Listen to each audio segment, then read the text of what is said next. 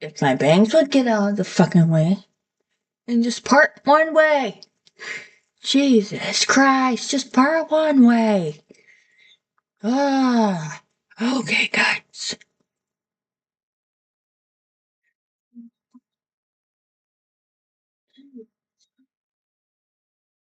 Okay, full cheese. White.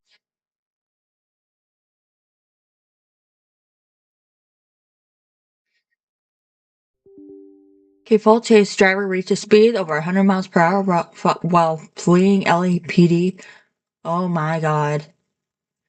You gotta be kidding. Lucas, we've got 1, 2, 3, 4, 5, 6, 6 to 7.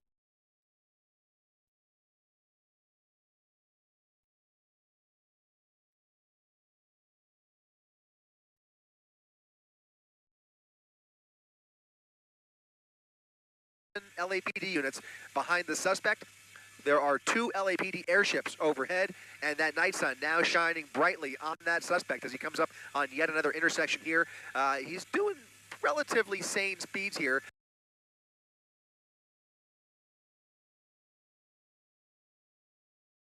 Not going excessively fast. We'll see if he picks up steam here.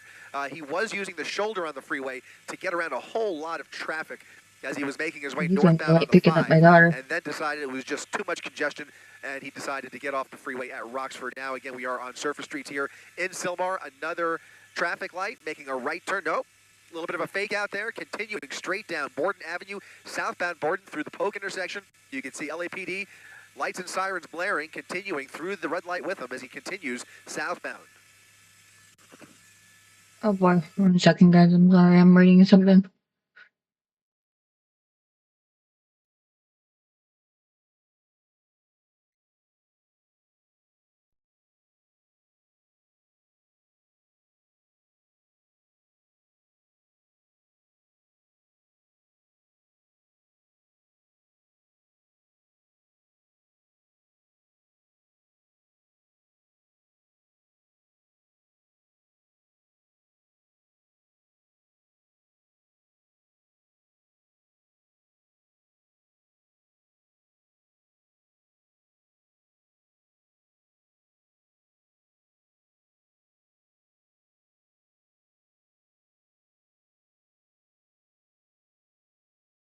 What an asshole.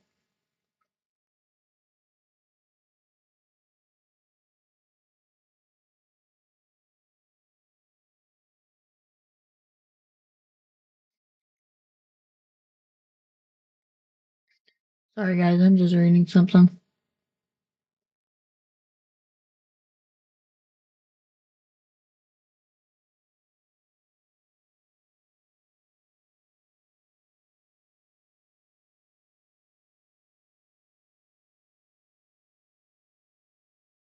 Sorry, guys.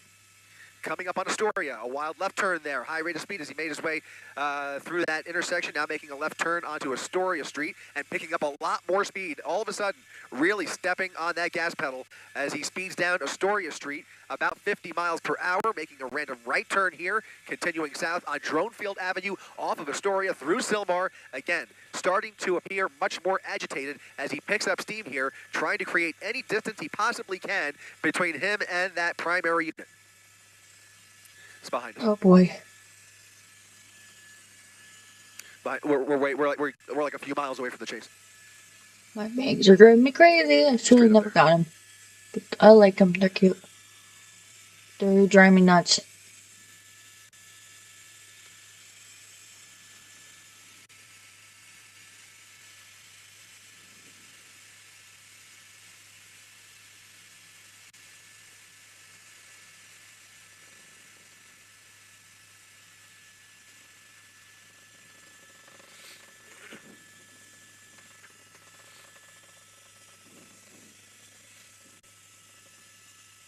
All right, making a right turn on Hubbard Street now, off of Borden. He's still in Sylmar as he makes his way through Sylmar, just kind of making these turns up as he goes along here, starting to do a loop in this neighborhood, northbound now on Fellows Avenue.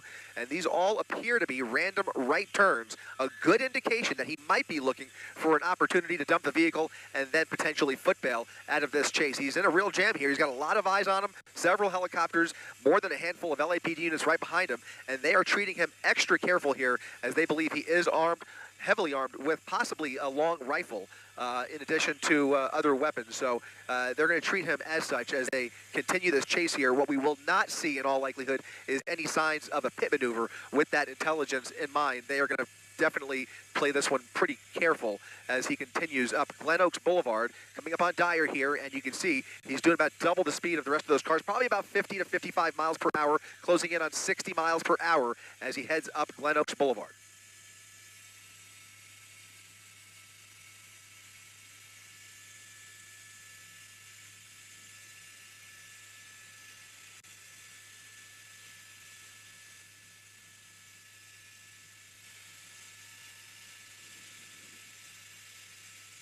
Coming up on Tyler, continuing northbound Glen Oaks Boulevard, just going around this traffic here. There's very few cars out there, and he just kind of weaves around whoever is in his way here. But thankfully, not a whole lot of traffic this evening as we make our way northbound on Glen Oaks Boulevard towards Sylmar. He will eventually have an opportunity to head towards either the 210 freeway or get back on the 5 freeway. We'll see if he continues to straight up here or starts to indicate a left or right turn. If he goes right, that'll put him towards the 210. If he makes a left turn, he'll be heading towards the 5 freeway.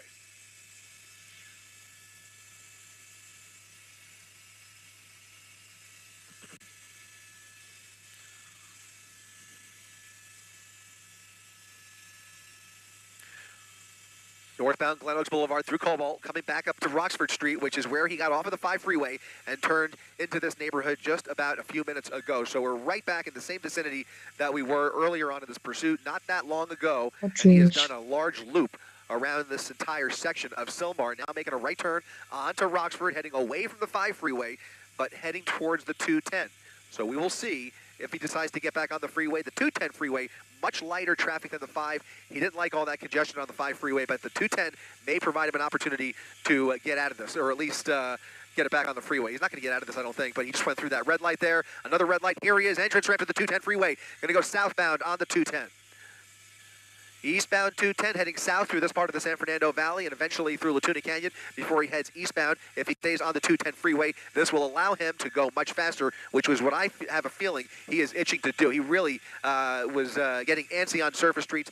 It was safe at first, but then he really started picking up steam here and was trying to put up, trying to lose that primary officer, which was not going to happen. But again, he's got 2 helicopters overhead. LAPD not giving this up. You can see that primary unit getting on the 210 freeway with him only about 5 car lengths behind the suspect as he continues to push the pedal to the metal. Now doing about 90 miles per hour eastbound on the 210 freeway. Eastbound 210 picking up speed here up to 100 miles per hour. Triple-digit speeds. Zooming past everybody on the 210 freeway. Again, light traffic, thankfully. This is going to be the safest place for this pursuit. He is really itching to step on, and you can see he's doing just that. 110 miles per hour eastbound on the 210 freeway past Hubbard. Still in Sylmar here, heading straight down towards, let's see, his next street is going to be, oh my God. We'll look ahead just a little bit. It looks like all light traffic on the 210 freeway here. Not a whole lot of traffic to contend with. That's going to be Foothill Boulevard.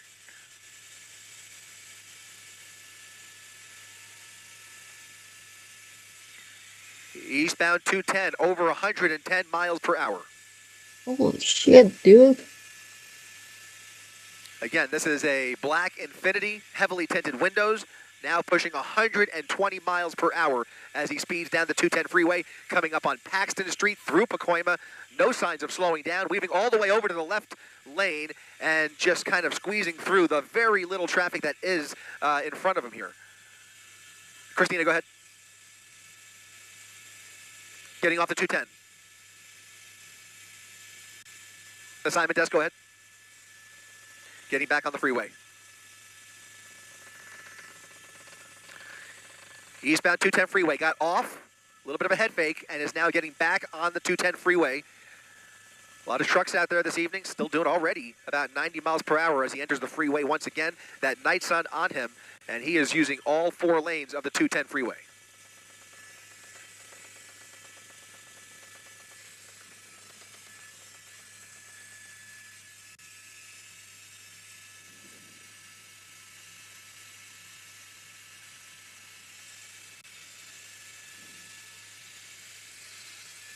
Ooh, where's he going? What is his plan? Does he even have a plan? Continuing down the 210 freeway about 100 miles per hour into Lakeview Terrace, getting off at Lakeview Terrace. This is going to be Osborne Street as he gets off of the 210 freeway. He will have an opportunity to get back on if he chooses, or he can make a left or right here on Lakeview Terrace, and it looks like he's going to make a left turn. A left turn underneath the overpass, under the 210 freeway. Slow making the turn there, maybe making a U-turn. Making a U-turn, getting back onto the westbound 210 freeway, which is technically north, as you make your way through Lakeview Terrace. So he's getting back on the freeway here, reversing course, and now he's going to be on the westbound side of the 210.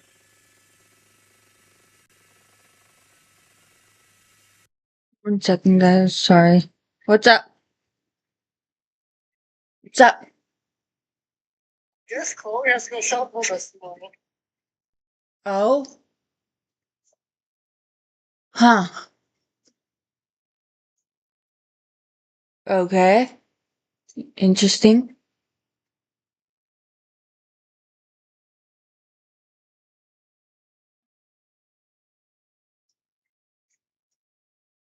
Yeah. Unless you want to drop her off at Chris's.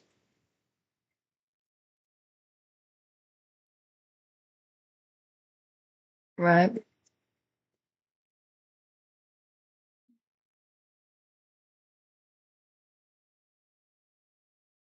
Yeah, I'm gonna let you go. I'm in the middle of my stream right now, so I'll let you go. Bye, I love you.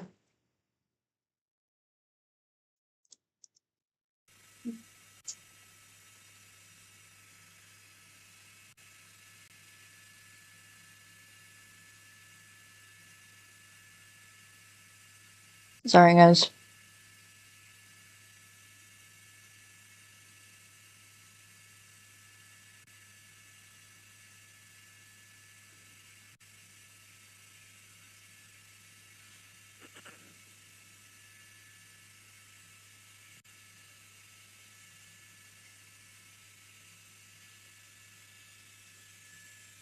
I have All right, BMW. 210 That looks freeway like a coming up on the BMW. 118 freeway, passing Paxton Street, still doing about 100 miles per hour.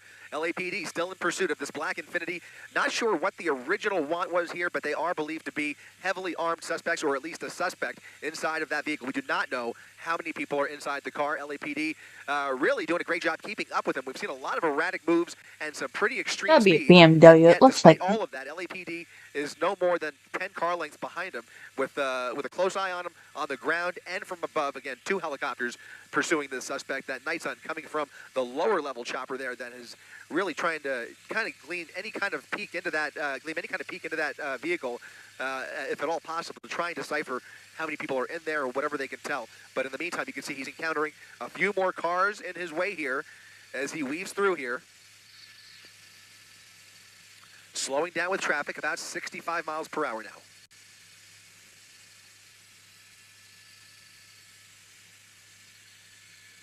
Making his way over to the right. Could show signs of getting off the freeway, or he could stay committed to the 210. We'll look for that exit opportunity. In the meantime, LAPD has a number of units now on the freeway with him, upwards of 7 altogether. And he is getting off.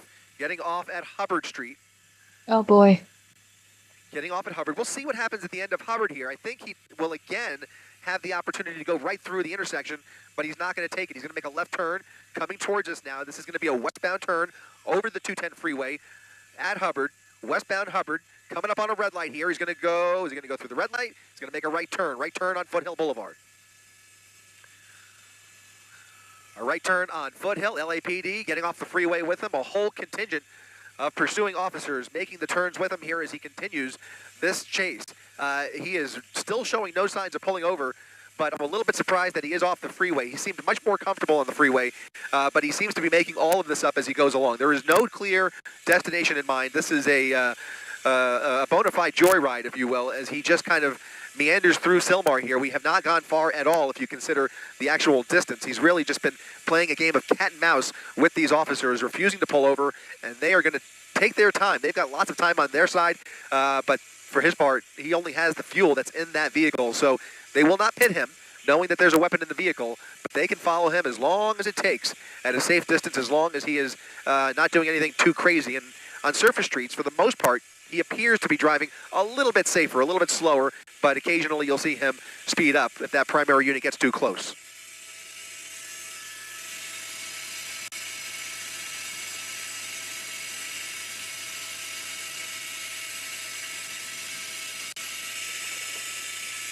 All right, we're back on Borden. We have been on Borden at least 2 other times earlier, now making a random left turn into an even narrower street. This is Sayre Street off of Borden Avenue in Sylmar still.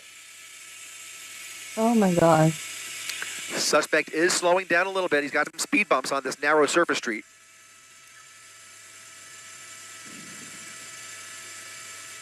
Again, we're listening for any clues as to what they are dealing with or what may be behind those tinted windows. Getting over onto the wrong side of the road to get around this red light here, LAPD making the left turn with him there. He went right through the red. Continuing now northbound on Dronefield Avenue.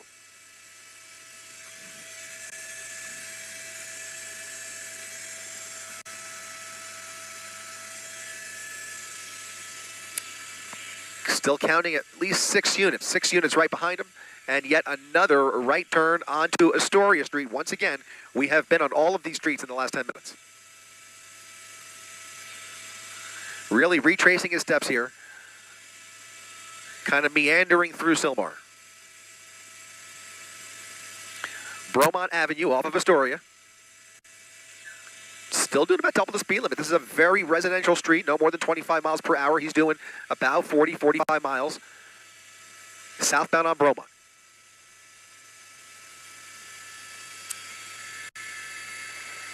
Coming up to a T intersection here and making the right turn right back onto Sayre Street. Again, he was just on Sayre moments ago, so we're doing a legitimate circle now in this neighborhood, either looking for a place to dump the vehicle or just contemplating his next move. It does appear he seems like it may be familiar territory to him. We don't know that for sure, where this vehicle registration comes back to. However, what he is doing is giving LAPD a potential opportunity to set up for a spike strip. If they could safely lay down a spike strip in front of him, he is starting to establish a little bit of a pattern, turning into another narrow street here. Really, that's an alleyway now off of Felipe Avenue, back towards Sayre Street. He's in the back alley of a group of homes just off of Borden Avenue in Sylmar, kicking up a lot of dust and really showing a desperation here to flee these pursuing officers.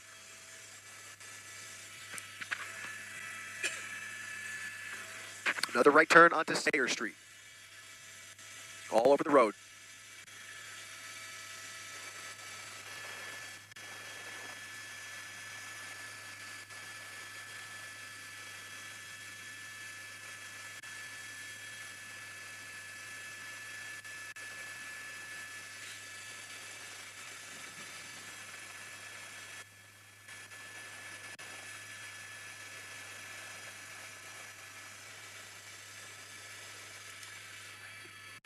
Audio, Lucas, hear that? Making a left turn now onto Raven Street, westbound Raven from Dronefield. Doing a giant circle in Sylmar. At least he's slowing down a little bit. Of course, as soon as I say that, you'll see him speed up here. But right now, he seems to be traveling at a manageable speed here for LAPD. Was going much faster earlier. Now you see that LAPD primary unit right behind him, right on his tail. These are all Foothill Division units that are leading this pursuit here. The suspect thinking about how he wants to end this or where he wants to take these officers, but it does not look like he's going to get very far very fast. He's really coming down to a crawl, and now he might be pulling over altogether. Coming to a stop, pulling over at Sayre Street and Borden Avenue. LAPD ready for the felony stop here as they instruct him to get out of the vehicle, shining the light in there. Here comes the driver's side door popping open. Driver's side door popping open, and his hands are in the air.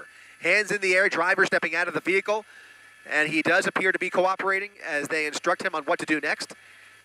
He's got his hands in the air, on now in the back of his head, And he's going to be proned out here in just a second, stepping backwards towards those officers, and they may just approach him momentarily here.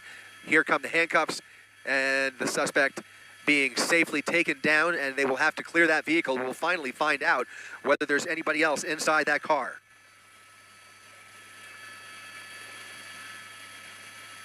Sounds like there might be. There might be a second suspect inside the car. We'll see here. Officers coming around the left side. An arrest team approaching the passenger side of the vehicle.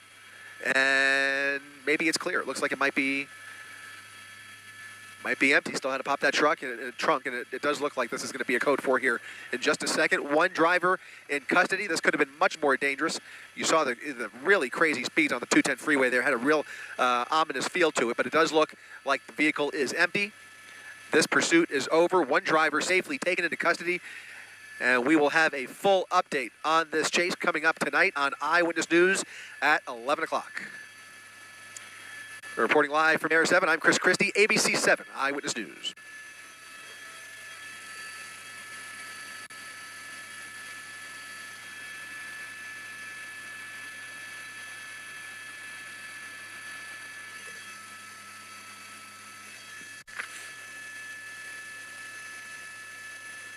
Jeez.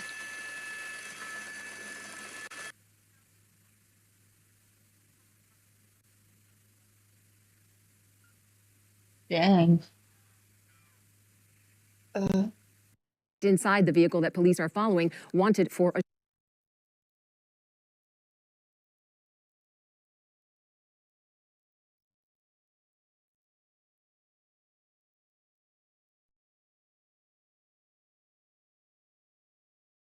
shooting. Yeah, they're going to take this very seriously because they do believe that this could be a shooting suspect inside the car. It's been a harrowing pursuit from what we understand, going through several parking lots. And in fact, there was another person that did jump out of the car and take off. We don't know if that person was arrested. And there that person goes, the driver goes through that a red light. In the meantime, we also got word that the driver through the passenger window, threw out items from the car. The outlet going on in South L.A. In the meantime, this is what we've been seeing, him just meandering through the streets of South L.A. Right. And you're looking at, again, live pictures from Air 7. At one point, there were 7 patrol cars following this vehicle. And we do know that one person bailed. You might have said this, David. One person bailed out of the vehicle. We're not sure how many people are still remaining in that vehicle. But as David mentioned, they did at one point throw some items out of the window, the passenger side window. And now you see the car driving into another parking lot. That was interesting. He went the wrong way through a drive-through window. Luckily, nobody was in that lane. He squeezed through. Now he's back onto the streets. Oh my But God. from the descriptions of this pursuit, this has been the personality of the driver, going through various parking lots, finding little ways to try to get out from being pursued. But obviously, the police are staying right behind him as he continues now on West Rosecrans Avenue, passing Lamoli Avenue. This is in Minetta Gardens. And we are still efforting getting more information about the shooting that the suspect is believed to have been involved in. We're trying to gather those details. But again, the suspect, we believe the driver, is wanted for a shooting somewhere in Los Angeles. They call this a dark blue Ford Fusion.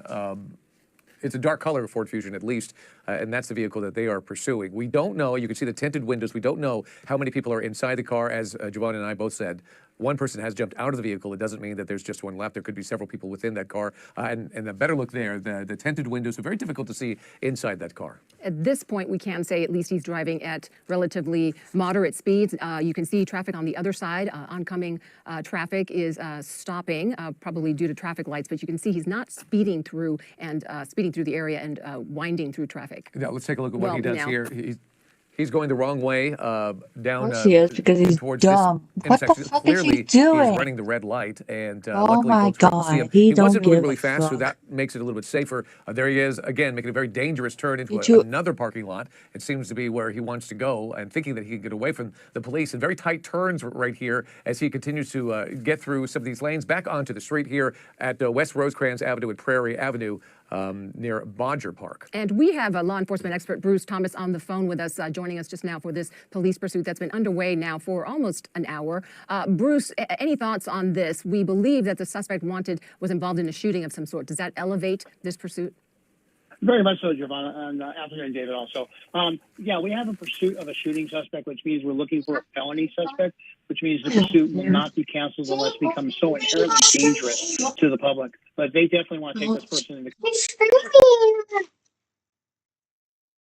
into...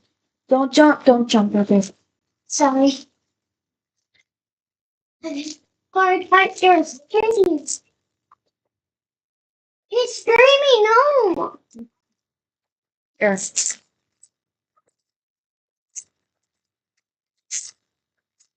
There's no shit I have to wear the face mask. Yes. Oh. What the fuck? I'm streaming. You just gonna lay down. The fuck? Shut the door. Custody. However, now you have a weapon involved, so that does create some tactical problems at the terminus of the pursuit. So, Bruce, we've been seeing him go through these streets in South Los Angeles. He's largely going closer to the speed limit, but what I noticed is some of these streets are wide open. Is that a point where they could potentially do a pit maneuver, or are they just going to carefully follow him? Yeah, David, I know you've been to some of the sheriff's training with EVOC. That's ideally what you Lay want. A nice down, wide lay. street with very minimal pedestrian and vehicular traffic so that you can pit the vehicle, spin it out, and it may cross one or two lanes without hindering or endangering anybody else.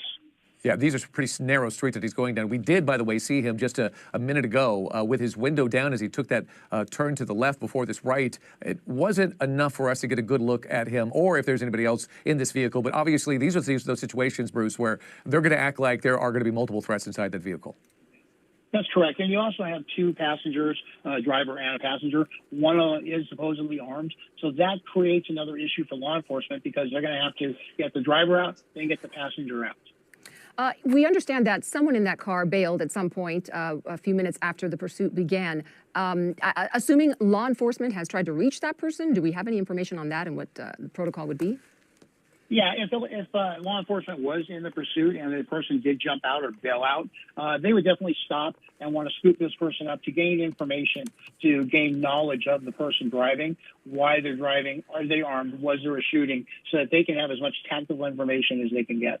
And aside from a pit maneuver or a spike strip, what other strategies might law enforcement be considering at this point? You know, you pretty much hit the nail on the head. Those are the two primary things that law enforcement do. We don't tactically box them in or try to create blockades or barricades so that they can't continue the pursuit. So you basically have a spike strip and a pit maneuver. All right, we just saw him go the wrong way down a street for about 100 feet or so, and then he pulled off of that. Does that change anything when it comes to their pursuit of this and how they pursue him, knowing that he's willing to go down the wrong way in a street? Well, it makes it inherently dangerous for the officers in the pursuit. You know, one of the things in a pursuit that you take into account is the safety, not only the safety of the suspect, but the safety of the officers and the safety of the general public. So by him going the wrong way down the street, that just creates other problems. What about a spike strip? If they're trying to get a spike strip on this guy, what needs to happen for that to be successful? You know, David, you know, it's kind of a game of cat and mouse with a spike strip. Ideally, you would like to see some sort of pattern, maybe going down the same streets over and over again within a kind of a narrow time frame, or the fact that if you can deploy it at a safe speed, that's what you're looking for. Right. Okay, so here he is. He's going down West 135th Street about, well, now he's really accelerating. He was going about 30 miles an hour. He accelerated up to about 60. He's going the wrong way. Luckily, the oncoming car was paying attention. He got out of the way. Now he's turned left on Van Ness Avenue and West 134th. Now he's on Van Ness. He's traveling down there about 35 miles an hour. It looks pretty wide open. I don't see a lot of cars around, but to pull off, let's say, even a pit maneuver, they need a wide swath of space, don't they? They can't, you know, just because we don't see it in the frame doesn't mean it's a safe place to do it. Yeah, that's correct. I mean, you have to get right up on this vehicle, onto the rear quarter panels, either the driver's side or passenger side, punch the acceleration of your vehicle into their vehicle. You're basically creating a controlled accident, spinning the vehicle out where it loses traction, and then you'll kind of box them in some shape or form. All right, it almost looks like here, like the vehicle right behind him started thinking about a pit maneuver. He started accelerating, coming over to the back corner of the car, but then he pulled off because it is a very narrow street, and maybe he saw something oncoming. But it did look like that the police vehicle behind him was thinking at least about a pit maneuver. Yeah, David, it definitely seemed like that was in their thought process. You know, they may have requested a pit maneuver from the watch commander who's overall in charge of the pursuit or a supervisor that's in the pursuit. And at that time, they may have been given permission, but it just didn't work out. Right. Okay. I wonder about this vehicle that they're pursuing. What information might they already have? How did they know that this suspect was in this vehicle? Perhaps does he own it? And does that help provide some clues for law enforcement to tackle this in other ways? Yeah, to your point, it may have been through a radio broadcast of a unit that got on scene. Hey, we're looking for a Ford Fusion that was just involved in shooting. We don't have a license plate. We have a color, last seen direction. So based on that broadcast, then they pick this vehicle up.